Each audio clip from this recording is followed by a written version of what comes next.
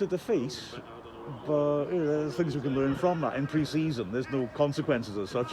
We just need to learn from this, don't we, I think? Yeah, absolutely. I think it's probably a bit of a reality check, if you like. Yeah. And I think, like you say, we can take some positives out of the game, but ultimately it is a defeat, and we have to put that right as soon as possible. I think that's an important thing that we want to take into the season. If we are on the back of a negative result, we want to nip it in the bud as soon as possible, and we've thankfully got the opportunity to do that on the next game. You can see the spirit in the team that when it went in, immediately we were at them. We made a couple of half chances within the next 2 minutes, and we really went at them, the closing stages of the match. Yeah, obviously that's important. We don't want to go behind in any game, and as I say, I think it's important that if you do concede a goal, you want to get back on level terms as soon as possible. And I think we tried to do that tonight. Maybe it wasn't. It was probably the final ball wasn't quite right, or the final cross. But that's something that we'll work on, and rest assured we'll be looking at putting it right. But I thought today and last Saturday, I enjoyed watching how you were moving around and trying to find bits of space and trying to play that adventurous pass in. The last few years, Wrexham fans have been worried that we've been solid but not created. But you drift around and you're all about creation, aren't you?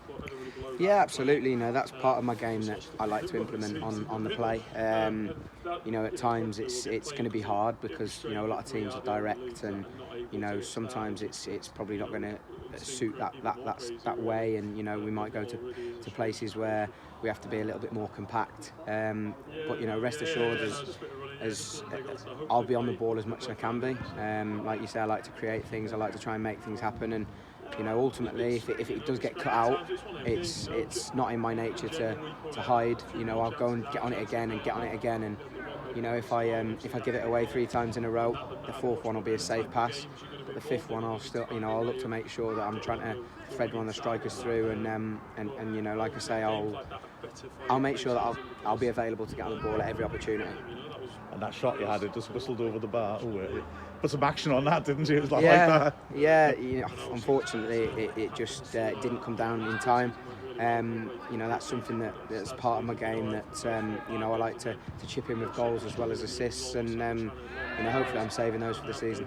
And then you went early on in the game for like the greatest goal of all time, didn't you? With the ball spinning up and then just trying to hit with the outside of your foot, curl in the top corner. It's best you save those for the real season, isn't it? That's it. Obviously we'd all love to win every single game pre-season, but it's like I say, it's probably a bit of a reality check. We can take things out of the game, and there's things that we've got to learn from this game. Yeah. But like I say, the most important thing for us is we don't let it linger on anymore. It's important, as I said, that we put it right as soon as possible. And the beauty of pre-season is that there wasn't anything riding on it, and ultimately we can put it right on Friday night. I've got to say, I enjoyed it when you put the ball down for the keeper to take this goal kick. I don't think I've ever seen as much time wasting in a friendly before. I mean, it was strange how the time was taken. It's frustrating, you get onto the referee. You get onto the ref. In friendlies, right?